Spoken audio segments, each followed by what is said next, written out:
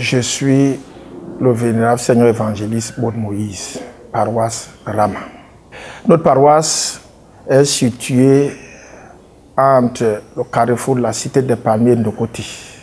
Quand vous venez de la ville de Ndokoti, petit marché PK8, entrée paroisse catholique Saint-Simon, vous demandez à vous rendre à la source appelée Bourbende et vous y trouvez installée la paroisse Rama. Notre paroisse a un bureau composé de 7 membres. Donc, j'officie comme président du comité paroissial et chargé paroissial. Mon vice-président est le supérieur Seigneur évangéliste Nanda Gobert. Le trésorier est le Seigneur évangéliste Ndjegmam Guillaume. Et le secrétaire général est le vénérable Seigneur évangéliste Ipum Jean Blaise. Les autres membres sont évidemment nos conseillers. Au sein de cette paroisse, nous avons 60 fidèles permanents. Mais il peut arriver que nous soyons plus nombreux que cela parce que les gens viennent y faire des cultes, viennent se faire consulter, viennent visiter nos locaux. Il y a également un conseil de femmes qui est composé d'une maman et d'une présidente. Elles ont organisé au sein de notre paroisse ce qu'elles appellent le mouvement de femmes. La paroisse Rama est créée en 1998. À ce jour, elle a 19 ans d'âge et a déjà réalisé 3 fêtes de moisson. La paroisse Rama a de très bons rapports avec son environnement. Dans les premières années, ça n'a pas été facile que nous soyons acceptés comme paroisse. Mais avec le temps, les riverains ont compris que nous leur apportons non seulement en termes de soins, mais également en termes de conseils pour les jeunes du quartier. Donc nous avons souvent organisé des conférences et des débats. Nous avons également mis la lumière sur ces petites ruelles qui jalonnent l'arrivée de Rama. Nous avons fait une descente en escalier pour permettre aux riverains de descendre à avoir de l'eau potable. Et nous y avons mis de la lumière pour eux. Donc nous entretenons de très bons rapports compte tenu de la qualité de notre image en tant que céleste. Oui, la paroisse Rama, comme nous disons, implantée, connaît aussi des difficultés. L'accès n'est pas facile parce que nous sommes sur une zone marécageuse et nous comptons beaucoup sur le soutien de tous les chrétiens, de toute obédience qui peuvent nous venir en aide, en particulier les chrétiens célestes, pour que nous puissions aussi avoir l'accès facile à notre paroisse.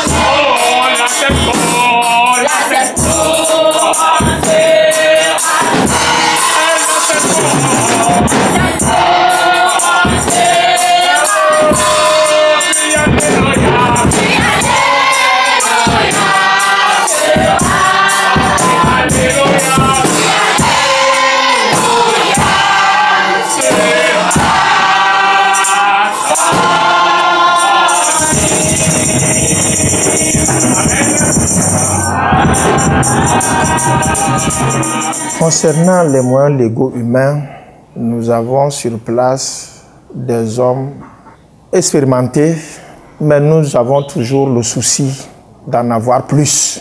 Et dans la recherche de l'amélioration, nous aimerions avoir beaucoup de livres pour améliorer la qualité, la quantité de notre évangile.